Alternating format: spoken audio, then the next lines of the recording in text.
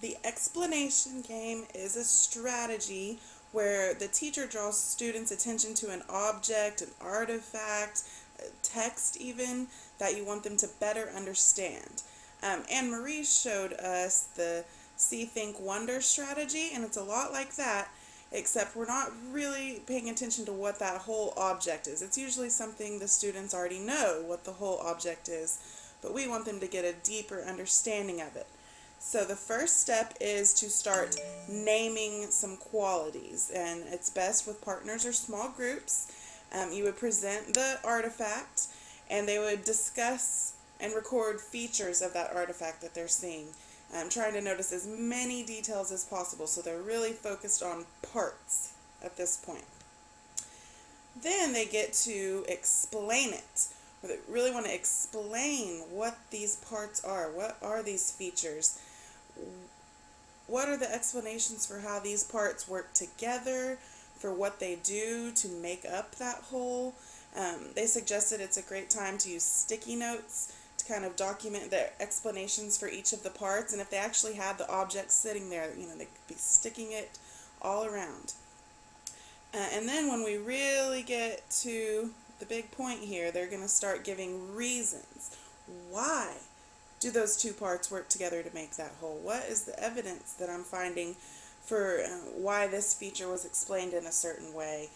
What do you see that's making you explain it in such a way? So it's really getting them to pay attention to those parts, or if it was text, those words, and why they are playing the role they're playing in this object or this piece of text. Then they want to generate some alternatives. Let's press really hard for some alternative explanations for the relationships between these parts, why they are the way they are, how they affect that whole. Really asking each other, what makes you say that after each alternative explanation? So we're really pushing them to be able to build some reasoning in.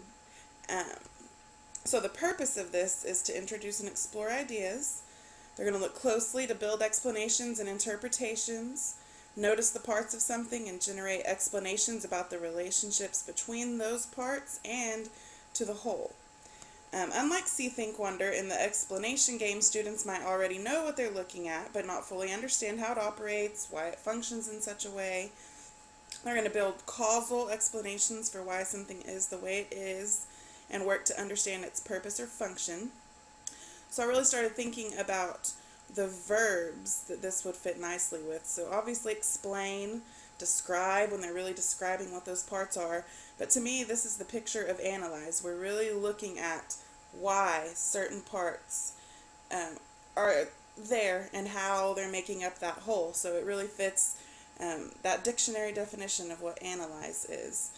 So it says to listen for students' explanations, paying attention to the quality rather than if they're getting they know what that object is correctly. It's more about the quality of those explanations they're coming up with. We want them probing beneath the surface. We want them rich in detail and focused on important elements instead of focusing in on non-essential elements. And they can assess one another based on that supporting evidence they're giving for their explanations.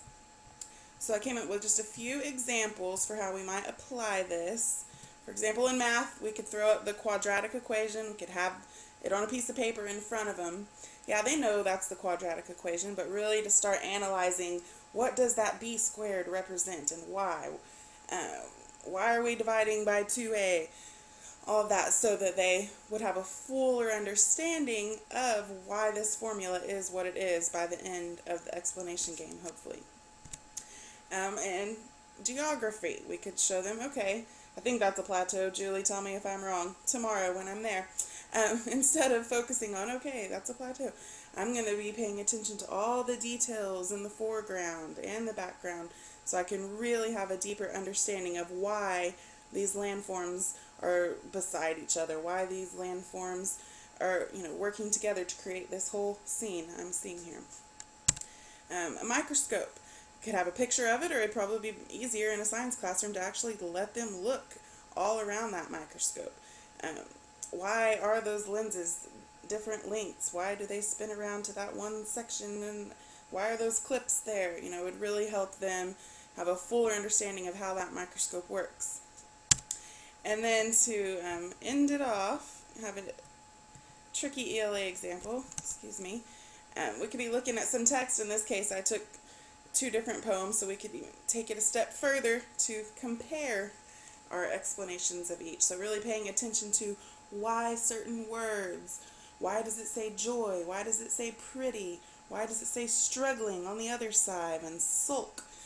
So they would really, by the end of it, analyze how these individual words, these individual parts are making up this whole couplet of poems here.